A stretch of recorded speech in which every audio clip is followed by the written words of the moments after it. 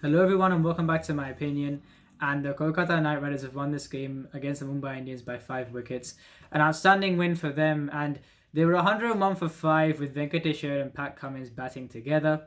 And they needed 61 runs off the rest of the deliveries in the innings. So in terms of runs off balls left, you thought KKR weren't out of it by any means, and I thought Mumbai Indians had two things going for them at this point. One, the surface being quite a tough one to bat on, and the second being them having 3 overs left of a kind of a three combined overs left of Bumrah and Mills. So you would have thought KKR would have had to get the bulk of the runs of the other bowlers. And the over which I thought turned the game in KKR's favour was Bumrah's third over. It went for more runs than Mumbai Indians would have wanted it to because it really jeopardised their plan. As they would have thought if Bumrah bowled a good over or an economical over at that point, he had another over left, and if Timur Mills had been expensive in his 3 overs until he would have bowled the fourth one, if he had a good fourth over, then it would have alleviated the pressure for the other bowlers, and Mumbai Indians, I think with 3 good overs at that stage, it would have gone a long way for them to get the win. But in the end, the Bumrah over went for more runs than ideal. And with Pat Cummins hitting a 6 off Bumrah, I think Nick Knight said he's faced 23 balls off Bumrah, hit 41 runs and hit 5 6s off him in the IPL. So I wasn't surprised when hearing this because in my view, I think this record started from IPL 2020 when the first time these two teams met in that season, KKR were going to lose that game and it was pretty much a free-for-all at the end, but Pat Cummins hitting 27 runs, I think, off Bumrah's over. And from then, I'm not surprised that he's had a good record against him with, again, most of the runs being scored in that over, let's say. So he played outstandingly today though, Pat Cummins, 56 or 15, a record 50. We've seen him do this in the past, for example, the previous season against CSK when KKR were 31 for 5 and Pat Cummins scoring 83 off 31, almost getting his team over the line. So you've seen him do that, and again today he played a blinder of an innings, a record 50, and the way he finished it off as well, I mean 35 runs off an over. And KKR winning this game with 4 overs to spare, and I think when they're 101 for 5, they would have thought, right, the win is important, however long it takes for us to win the game. But now they've got a boost in their net run rate as well, so now a great thing for them. And for Pat Cummins, I mean, in all formats of the game, whether he bats at kind of that 7 or 8 mark, there's no lack of assurance when you see him slotted in at either 7 or 8. I think that he's played some very good innings across formats, and so since he did it previously before in the IPL against CSK. So again, 56 or 15 would have been unexpected considering how the game was going and how easy in the end it seemed like KKR won the game. But outstanding innings from Pat Cummins, and yeah, really well done from him. And for the Mumbai Indians, I mean, somehow they made the previous game look like that loss wasn't too bad. I mean, if you look at the 3 games they've lost so far, the first game being after taking 5 wickets in the second innings, the bowling went off the boil. In this game, in the second game, 65 needed off 36. Tim David and Daniel Sams getting out in the same Chahal over, putting extra pressure on Pollard. And I think even if those 3 hadn't got out, their game plan would have been to play out the spinners and then get the runs off the other 4 of the Pacers. But unfortunately for Pollard, the Pacers bowled really well to him, and that's why he was inhibited in that game. And in this game, once again, after taking 5 wickets, they've gone off the boil and the opposition's won. And the same bowler now in 3 games has really lost the plot and has effectively, after his over, the opposition has either in the first game, in the first of 2 instances, already landed on the doorstep to victory, and in this case just walked through the door. And 24 runs in the first game, Bumrah conceding the boundary in his over where it was pretty much done at that point anyway.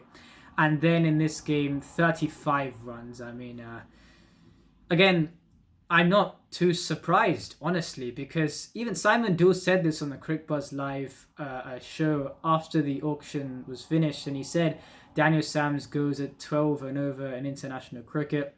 And he hasn't played too many games internationally, but again, I wasn't surprised that he was going to be on the expensive side, especially for these 3 games. I thought none for 32 in his 4. He'd done okay in his previous game, but today really, after being 1 for 15 in 2 overs, then he's ended, I think, up with figures of 1 for 50 in 3. So Mumbai Indians are going to have to do something about that. I'll get to the intricacies of the game as I go along, but they're going to have to really think about their bowling. And so regarding the starting 11s of both teams, one change each for each 11. Duard Brevis in for Tim David. An interesting change, which I will get to when I get to the Mumbai Indians batting innings fairly soon. And for KKR, Rasik Salam in for Shivam Mavi. I wasn't too surprised because especially in the previous game, Shivam Mavi getting 39 runs in his 2 overs. Rasik Salam, I actually thought he'd play instead of Umesh Yadav before the tournament because I just thought that with Umesh Yadav, you know what we've got in T20 cricket from him. Does quite well at the top of the bowling innings, but struggles at the death. KKR, this team, especially on paper, did not look like they would go too well at the death, and I'll actually get to the death bowling in today's game as well. And so yeah, I thought Rasik Salam would play instead of Umesh Yadav. I didn't realize Umesh Yadav would have probably the best, even power play season of his life so far. And I didn't realize he'd be this good. So I guess him being in the side, Rasik Salam, I'm happy he was included and I wasn't surprised he was. So KKR winning the toss and choosing to bowl first. And straight away, something which they would have wanted to do, they preferred to do. I think, as I've said many times before, their game plan is to destroy the opposition before the death overs come around. So even if they concede a few runs, they won't be chasing too many. And their game plan would suit things the best if they bowl first. I think that then they'll also be able to plan their chase as well and get over the line. And they've won all 3 of their games bowling first. So again, they won their first 2 games bowling first, and so I wasn't really I wasn't surprised that they chose to bowl first in for this one. And straight away from the start, a great standard set by once again Umesh Yadav to Rohit Sharma. Especially Rasik Salam was really good as well, none for 18 in 3 all in all, but Rohit Sharma 3 of 12, but you couldn't really say this was his fault, really. I mean, Umesh Yadav was hitting the right line and length. I mean, he just didn't give anything away. And the one delivery that was slightly short and wide, Rohit Sharma trying to go hell for leather at it, and then in the end, skying the delivery, and Sam Billings taking the catch. So 3 of 12, but you couldn't really say this was Rohit Sharma's fault at all. It was just excellent new ball bowling. And a bit of a partnership ensued between Ishan Kishan and Duard Brevis. Now, Duard Brevis mainly being the aggressor, and 29 of 19. Really, I mean, I think he should be really proud of this debut innings. I didn't think he'd get into the side, and I don't think Mumbai Indians would have thought that either, because they'd have preferably wanted Tim David to bat at number 6, Tilak Verma 3, Suryakumar Yadav 4. And I maybe you could say they've prematurely taken Tim David out of the 11, and I do understand why that may be a chain of thought. And even I kind of thought that, as much as, yes, it's only been 2 games, and maybe especially in the second game, Tim David didn't really look like he was too great against spin, but I still would have given him a chance for this game. I think it's been only 2 games. So I was a bit surprised that they made this change, because Duard Brevis, as far as I'm concerned, I see him more batting towards the top of the order, in the top 4, but not at number 6. And so I was thinking of how they would structure the lineup. They structured it okay in the end. I still think Tilak Verma at number 5. Maybe they've would they play Suryakumar Yadav at number 5 and the Verma at number 4? I'm not sure. You can interchange those 2. I think with the strike rates Tilak Verma has been going at, that's probably what gave them the faith to play him at number 5. But on to Duard Brevis, a really good debut innings. In fact, he hit a no-look 6 off on the first delivery that he faced of Varun Chakravarti, a bowler who's just caused so many problems along with Sunil Narayan to the other batsmen in the tournament since IPL 2020. And really, I think to hit a no-look 6 of a mid-wicket off him, the first ball you face, was really good from him. And he was dismissed in the same over though, but honestly, I think he should feel really proud of his debut innings. And the Mumbai Indians would have got some great assurance from Duard Brevis in this first day out for him. And if him and Tilak Verma play really well, then I just think that things will be really good for Mumbai Indians. And the fact that if Verma or Suryakumar Yadav go well at 5, because we've seen them go well at 4, and if Pollard comes good at number 6, then you would think Tim David not being in the side wouldn't impact them too much. And Duo Brevis 29 of 19 was stumped off the bowling of Chakravarti. And Chakravarti, after conceding a 6 off his first ball, only conceded 7 off that over, and with 1 wicket taken as well. So a great comeback from him. But even then, this partnership hadn't really provided that kick in the innings. I mean, you could say from 7 for 1 in 3 overs to 2 for 45 and 7.5. I think 2 for 46 in 8 overs. You could say at least they got more closer to scoring a run and ball. But even then, KKR were in front at that point. And Ishan Kishan then being dismissed at the end of the 11th over. And actually, at that point, there hadn't been a boundary for 22 deliveries. And then Ishan Kishan was dismissed off Pat Cummins, who has a good head-to-head record against him. And for Ishan Kishan, I've said before, look, in conditions like these where the bowlers have, it is bowler friendly, it's hard to bat on. I just think that these flourishing in these situations, or even getting a good 40 odd at a good strike rate, even if you got went at 8 and over, let's say, or 40 off 32, that kind of thing, even if you're just under 8 and over, as a starting point, I think it would have been a really good thing for Ishan Kishan to say, look, I struggled in, especially, for example, in the home series against West Indies, when there was quite a bit for the bowlers. I struggled in that situation, and I've been doing well when, let's say, it's less bowling friendly. And I think since the 89 he scored against Sri Lanka, he has been showing some responsibility, and so that is certainly a positive sign. Especially the 81 he scored in Mumbai's first game, being the backbone of the innings, where you couldn't quite tell what kind of a track that was, and you didn't quite know what was enough. Rohit Sharma said in the post-match presentation that they didn't think they could get 177 on that. But so it just shows that Ishan Kishan has been showing responsibility. But I think getting a decent score in this kind of a situation, something that's going to make him a better player. I think that he's been showing responsibility in his first 2 games. So let's see how he goes in this tournament. But he will certainly get another situation, many situations where he's going to have to bat in conditions that are more bowler friendly.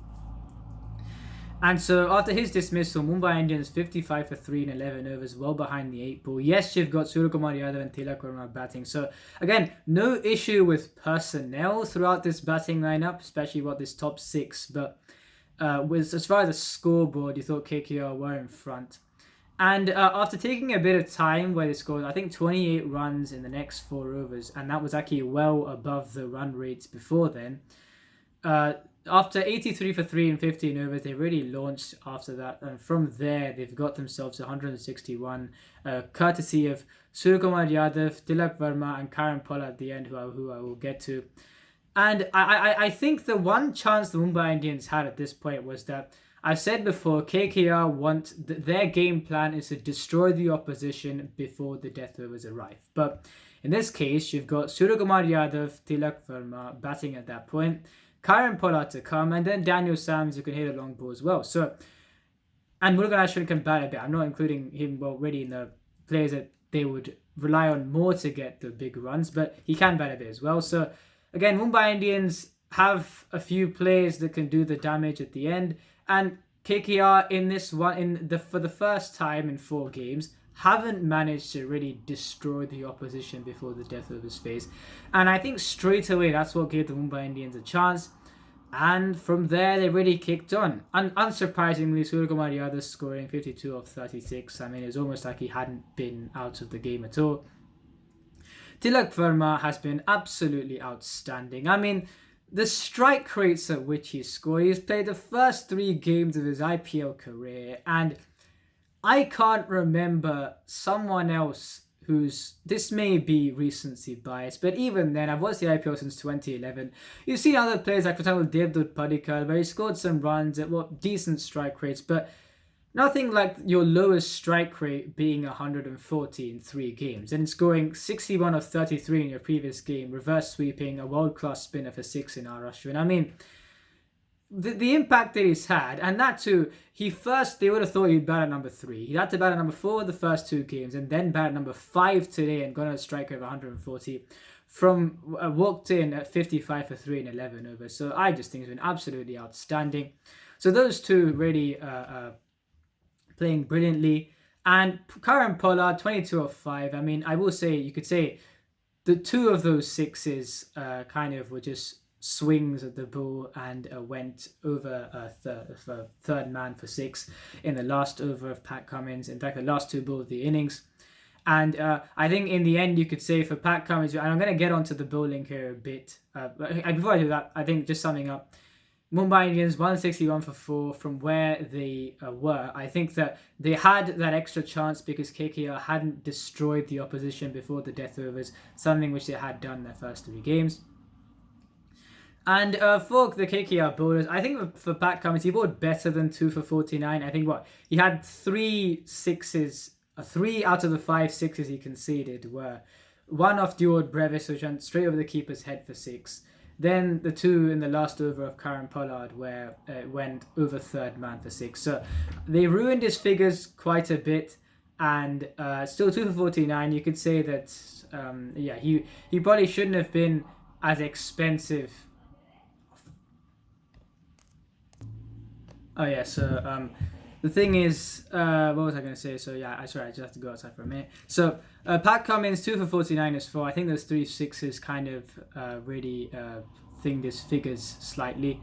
And apart from that, Razik Salam, none for 18 in his 3. You've got Umesh Yadav, 1 for 25 in his 4, who, if it wasn't for a few boundaries conceded because of Suryakumar Yadav, then you could say he would have had even better figures. Chakravarti, like Hasaranga yesterday, was 1 for 32 in 4. You may think is slightly under the overall run rate for the innings, but still, for the longest time, it didn't look like they'd get there. So 1 for 34, 1 for 32, you consider a bit of an off day. Narayan, excellent, none for 26 in his 4. And Russell only bowling 1 over, but considering he bowled his 1 over, I think in the 19th, only giving 9 was very good from him as well. So 161 for 4. And famous words from Suryakumar Yadav when Deep Das Gupta asked, "What do you think of 161? He smiled and said, "I think we'll win." So let's keep that in mind. And getting to the KKR innings, you've got Ajinkya Rahane, Venkatesh Iyer walked out to bat, and the first wicket falling when the score was 16 in it had been a sedate start. 16 without loss in 4 overs. And in this innings, Basil Thampi and Daniel Sams opened the bowling. And I can understand why, because you've got 2 spearheads to the Mumbai Indians. It was a bit of a risk, they'd understand that. But I think for Daniel Sams, with a new ball, he hasn't been that bad. And so you could get something out of him bowling the new ball. And for Basil Thampi, I just think that he did hit a good length first up. In fact, he bowled 3 overs, none for 15, so he actually bowled really well today. I just think that's why Mumbai Indians would have been so disappointed. They would have had things going as far as the game plan was concerned, and then that over took place. And so the first wicket was taken by Timo Mills of the wicket of Ajinkya Rahane, trying to pull the ball to mid-wicket, over mid-wicket, and Daniel Sams took the catch. Again, not a wicket that KKR would have wanted at that stage, but that's what it was.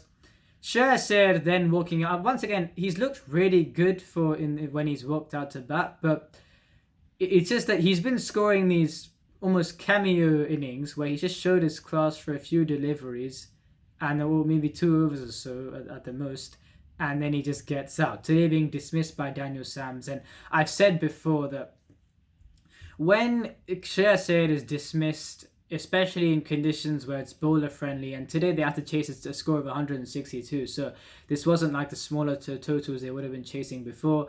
And when Sher dismissed, this lineup just looks that bit more vulnerable in bowler friendly conditions.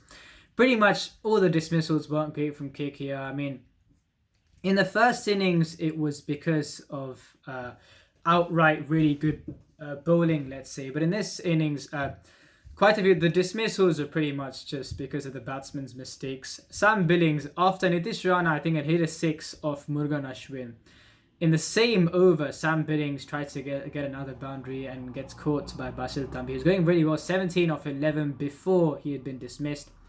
And to 17 off 12 at that point, especially when 67 for 2, they were 9.4. And with Sam Billings dismissed the ball after that, KKR weren't helping themselves really. Nitishana, 11.4, was also dismissed by Murugan Ashwin, who had an okay day today. He had 25 for 2, 2 for 25 and 3 overs. You could say, again, conceded a bit more than the... went just higher than the run rates required to chase this total down. But again, he got 2 wickets, conceded 25 runs in his 3. And for the longest time, the Mumbai Indians were looking like, especially when Andre Russell was dismissed, they were looking like they were the ones that were going to be the victors in this game. And I think I actually thought Rohit Sharma holding back Jasprit Bumrah and Timo Mills was actually a good decision. He got some good overs, especially from the likes of Basil Tampi, Murugan Ashwin also picking up 2 wickets. And with Bumrah only bowling, I think, 1 over in the first 10 overs, you kind of thought they were really preparing to stifle KKR in those death overs to make sure that with the start they'd got from with the platform they'd got from the other bowlers, just thought the Mumbai Indians with Mills and Bumrah to bowl 3 of the last 6 overs, you thought that the things would go quite well for them. Venkatesh Iyer played really well, I thought. You could say he wasn't at his fluent, any sort of really too fluent in this innings, but 50 off 41 on a tough surface to bat on, and when he hadn't really got too many runs in the first 3 games, I thought it was a good effort. Pat Cummins, though, was the star of the show, 56 off 15, and I think this was a case where Venkatesh Iyer got a few boundaries off Jasprit Bumrah, and I'm not sure if it's the same. I think the last ball of that over was also a hit for 6 by Pat Cummins, and I think the other over of Bumrah as well was also went for runs. And I think it was the third over of Bumrah, as I said, was the one that really the turning point of the momentum of Mumbai Indians was that.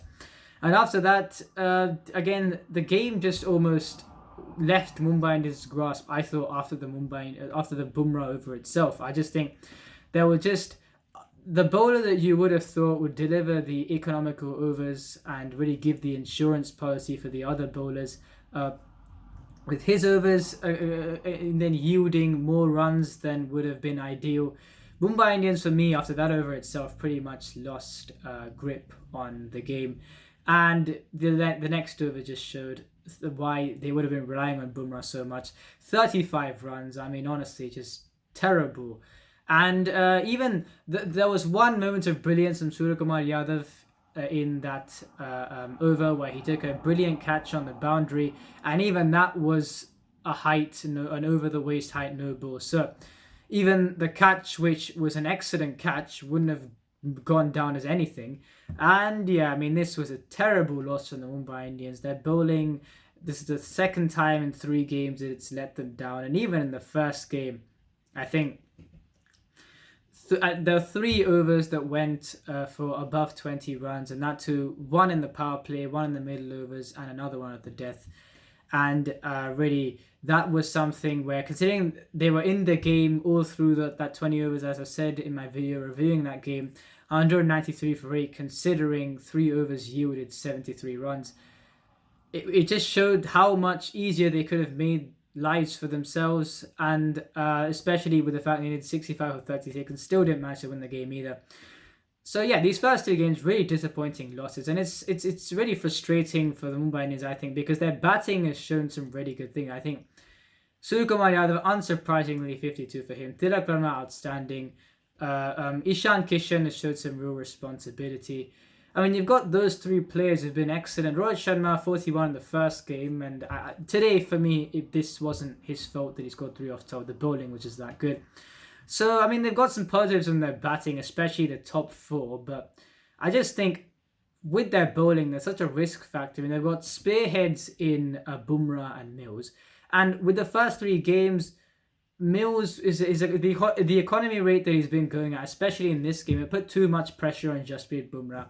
And considering what the other bowlers did, and considering what Daniel Sams did today in that last over, It's going to be a bit really difficult for the Mumbai Indians in their bowling effort. I mean, it's almost like they don't know what they're going to get from the other three bowlers, and it's almost a case of really hiding, trying to hide them at the death from really facing a tough situation.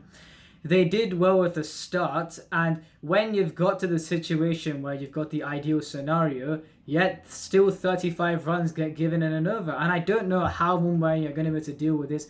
When Jofra Archer is available from next year, and if he plays instead of Daniel Sams, then you've got 12 overs of quality. Murugan Ashwin I still regard as one of the best wrist spinners in the league. And then Basil Tampi, whatever you get from him, you get from him. So you've still got 20 overs of bowling there, which would rely on much more. I think the moment Archer comes in for Daniel Sams, it changes things quite a bit. But they're going to have to still play with the players that they've got now for this season. And you just think, right now it's looking a bit difficult. Their batting, their top four, I think, looks really good. Or in this case, their top five, if you put Duard Brevis in there as well. And if Karen Pollard fires, then the top six looks really good. But the bowling, half of the bowling just does not look great at all, and I think that is pretty much the reason why Mumbai Indians will struggle in quite a few games this year, I feel. And for KKR, again, you still saw some glimpses of the death bowling going wrong. I think 76 runs in the last 6 overs. Yes, you could say 3 of Pat Cummins' 5 sixes conceded were unlucky on the bowler, but also it's where the Mumbai Indians did get quite a few runs off the Knight Riders bowlers when they didn't get that kind of a start in the first 15 overs. I mean, you saw 83 for 3 in 15 overs, and yet you're thinking the opposition can still get quite a few runs at the death to scrape 160 in the end. So that's what, but these teams, I think KKR still will probably have to rely on destroying the opposition before then. It may be slightly unsustainable. They've been doing it for 3 out of their first 4 games, and when they didn't do it, they did get hurt a bit. And for the Mumbai Indians, as I've said, I don't know what they're going to be able to really do to try and fix this.